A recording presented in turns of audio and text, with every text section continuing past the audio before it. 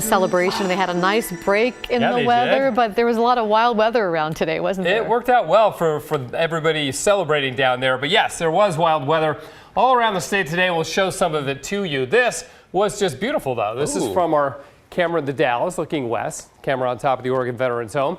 As Mount Hood peeked out above the low clouds. So kind of a nice look there. And a pretty good sunset, too.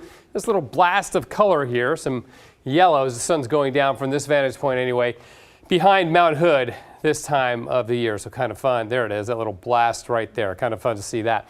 Okay, you know what? It's cold out there. In case you haven't noticed, it's already in the 30s in Hillsboro and in McMinnville. Portland's at 44, so definitely one of our colder nights of the fall so far. Tomorrow night will be colder because it'll begin to clear out. But look at the temperatures around the state right now. 30 in Sun River, already below freezing there. Near 30, near the 30s rather, at both Astoria and Tillamook. So it's chilly. Much of eastern Oregon below freezing at this point in time. Okay, here's the wildest weather we had today. This picture from Pam Kirsch down in Yamhill. This funnel cloud, as you saw from her back door, basically. These are called cold air funnel clouds because they happen when we get cold air a lot, but it's still pretty warm down below. They usually don't touch down or do any damage, and they're usually skinny like this and don't last very long, but they sure are fun to look at. So thank you, Pam, for sending in that picture. So we had showers moving on through the day. Look, it's snowing in the Coast Range now, too, as the snow level continues to drop and drop and drop. There's not a lot happening on Mount Hood right now, but there was earlier, and there are more showers coming in from offshore. So we will see more snow in the Cascades. I'll show you what it looks like up there in a minute. Portland, first day of November, 0.18 of an inch of rain. That's on top of the 1 inch plus we got on the last day of October, yesterday, of course. And then down the valley, Eugene, 0.83, but you know what, more than that? Pendleton, nearly an inch of rain, 0.98 of an inch there. But then we go up to Walla Walla, and Walla Walla's like, hey, Pendleton, hold my beer. We had, I guess since it's Walla Walla, they were probably saying, hold my Merlot, because it's wine country, right? But they had over an inch of rain in Walla Walla. Kelso had 0.32 of an inch of rain, too. So there's some pretty decent amounts around the region. Okay, big changes in November. And one final note on October. Our average high this month drops from 58 today to 50 by the end of the month. Sunset recedes about an hour and a half. Of course, an hour of that comes when daylight saving time ends this weekend. And one final note on October. We were, you know, it's hard to believe we were over 85 degrees just 2 weeks ago, but we were 86 degrees on October 16th. That is the latest in the year Portland's ever hit 85, and that was our last 80-degree day of the year just 2 weeks ago.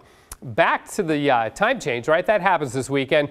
It's a good idea, of course, with the time change to test your smoke alarms, and fire professionals will tell you to check the fire alarms and the smoke detectors in your house. You get the extra hour of sleep, though, and the sun sets an hour earlier at 4:50 on Sunday. Okay, here's Mount Hood for you right now.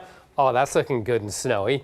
23 degrees, 8 inches new snow in the last 24 hours. We were deep into the cold air pool that came down last night, and now even California is getting rain and snow, so this is great for the West Coast.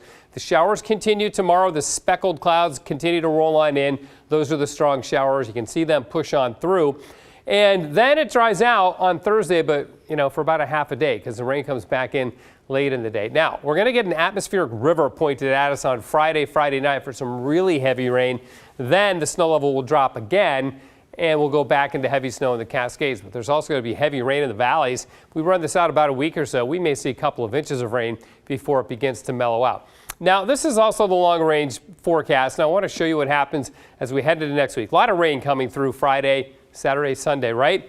But as we go into Election Day, this is snow in the lowlands of western Washington, or rain-snow mix. So we'll see. I'm not super excited about it yet. It's still rain in Portland, but there is potential for snow down about 1,000 feet sometime next week.